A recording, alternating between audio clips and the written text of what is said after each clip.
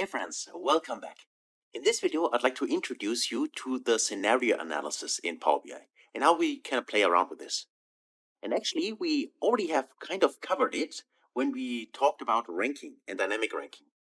Because what we did, if you remember, if I go back to this one here, we used a slider here, and this slider was dynamic and allowed the end consumer here to filter here what kind of categories regarding the top categories for the sales figure he or she wants to see. And something kind of similar to this one, with this parameter here, can be used in order to create scenario analysis. So let's do that.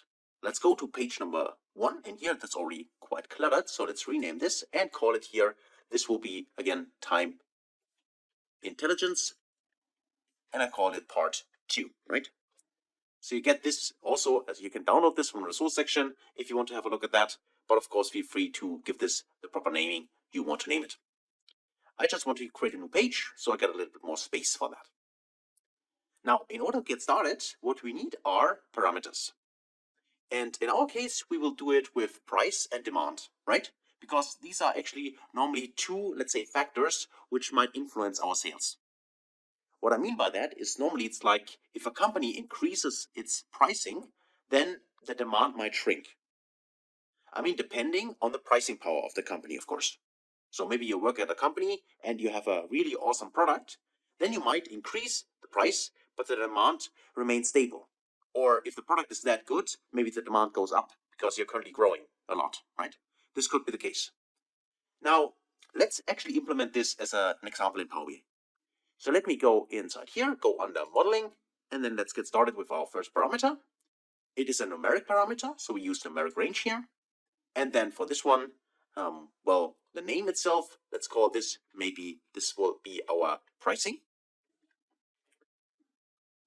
And it's called, actually, maybe let's say price adjustment. That is a better name, right? Price adjustment. And then we get started here with a decimal number. And the minimum should be, in this case, let's say minimum is price change minus 0.5 if we would have to reduce our prices 50%. Because we might have an economic crisis, and that would be the case, right? For a scenario. Not a very good scenario, but a scenario. Then the maximum should be, let's just say the maximum is 1. So not 2, but 1. Which would mean that we increase our pricing by 100%. So we simply double the price. Let's say these are the extrema. Then for the increment, of course, then we can't use a whole number. We should use something like, for instance, always 5%. So 0.05. And then the default value here should be 0, okay? So we expect the default value is that nothing has changed regarding the price. Now that's it actually for our price adjustment. Let's create this. And then we have now here our price adjustment slider. Okay, and of course you can see that we can slice and dice this the way we want. And let's actually type in a number here. Let's use a 0 here. All right. So maybe one thing, let me just go back inside the data view here. And we see that we have a generate series here from 1 to 8. Okay, that's fine. And that's basically our table. So if I select this, where is it? Our price adjustment, which is here, we can see here are the values. And by the way, let me just select that. And let's actually change the data type here. Because you can see I have values like this one here, and I don't like that. Let's actually switch this to a fixed decimal number. Tick this option. Yes, I would like to change the data type. And now you can see we got only 2 decimal numbers. I think that's the better way. So stick to fixed decimal numbers, because then we make sure that we do not get floating values. Okay, so we got this. So next, let's go back to the report view and create our next slider in this case, which is this time the demand adjustment, right? So if I go in here and say I want to create a new parameter, go to numeric range again. This time the parameter name in this case is demand adjustment. And then we can use, in this case again, a fixed decimal number. So don't choose the decimal, just choose the fixed decimal directly in here. And then for the minimum, let's just say demand reduces minus 0.5. So 50% less demand. And the maximum, let's say the demand rises 0.5, so 50%, right? I mean, those numbers are really up to your specific use case, right? You might have really experts in your company, and then to define which kind of scenarios are there, and then of course you can use your own values here, right? This is just an example which I'm going to use here. So for the increments, again, I'm referring to 0.05%, and the default here is that the demand remains constant, so I type in a 0 in here. Okay, so we got our second parameter, and also I'd like to add the slicer, so let me create it, and here we got our second slicer or slider, right? So we have two adjustments here. Oh, so far so good. Of course, you could also format this a little bit. So here, if you click on the formatting option here, you can adjust the slider header, or do you want to show the slider at all? You can also remove this. You can also only add a number here. I'd like to keep it for now. And if you go to more options, like here, right, there you can also adjust the slicer settings. For instance, single value, and also do you want to see it rather as a drop down? Then of course you could adjust it here like that. This could be better. Or what else do you want? Maybe you could also choose different one, like in this case, your vertical list, a tile between, less or equal, and so on. In this case, single value is the only thing which makes sense, at least to me. That's why I can use this one. But of course, you could also go in here and say, use a drop down, and then here only use single select like that. Then of course, also you only have the option to select like that, right? It depends on what you prefer regarding the visualization. In this case, let me stick to that. So let's go here also for this one here and choose a drop down, and then also use single select, so I can only select one scenario here, right? Like that. And of course, you can play around with the values. You can make them bold, for instance, also as well. Now you see I had bold values in here. It's really up to you how you want to style that, right? So for me, I want to go here and let me uncheck this here and keep it the default one. Okay. So we got our two parameters here. Now, of course, we need to visualize something. So let's say in here, we would like to see the sales development over time. So let's go with our dates table here. Let me check that, click on it, and then we switch this to a bar chart. And then we need to have our KPI, which in my case is total sales, because I'm obsessed with sales. So you can see that. That's why I only use the same measure all the time. So here's our table. And of course, we could also, if you select it, drill into it. Let's visualize that on a quarterly level. And then let's also go in here and click on this one here and maybe add the data labels. Okay. And by the way, I just want to mention that, which is because it's new in Power BI, you can also double click here, right?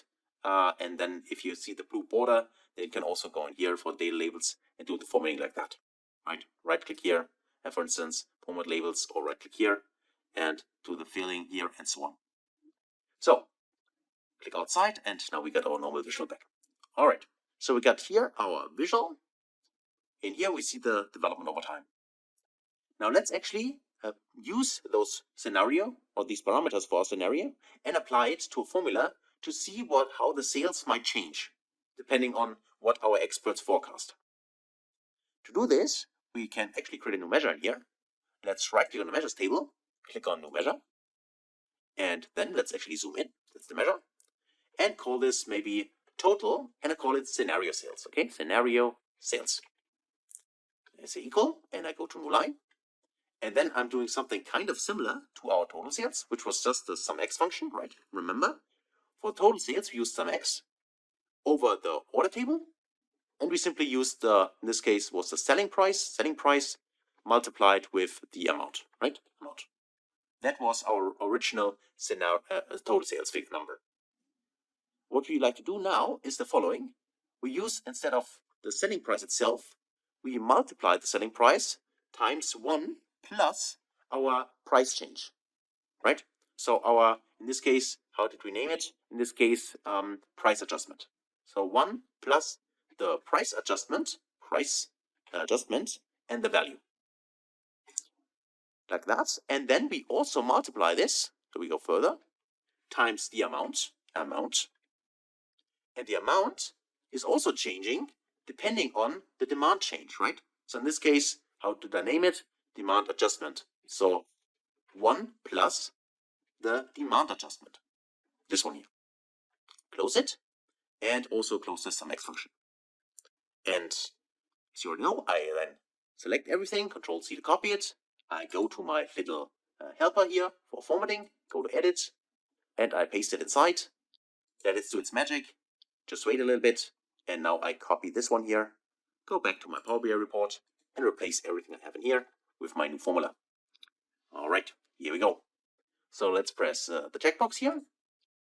All right, and then we have our new calculation here. So that's our measure. And let me just select the measure first. Let's go to the dollar symbol here, and also make sure we only show 2 decimal numbers in here.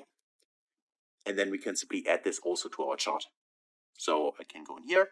I can either click on an object here and go to add data, go to my measures table here and total scenario sales, or I can also drag and drop it directly here. So let me tick this option here. And now you can see currently we have different numbers from here because we currently have selected something different here. So let's switch back to 0 in here and also switch back to 0 in here. And you can see that we got exactly the same values, right? So this is the default scenario. There's no price adjustment and there's no demand adjustment. And now we can, or the end consumer now can choose, okay, depending on various scenarios, which you might, develop in your company, so internally, you can now adjust the price. Let's say you say, well, our product is that good and the demand is high, so we can adjust the price maybe, let's say 20% more. Click on this here, 20% more here. And you see that this would mean that, for instance, in Q4, we would have made 280,000 instead of 182,000, right? So probably very better, of course, than the default scenario. But you might also say, well, we want to adjust the price even further. We would like to see we increase our prices 35%, for instance.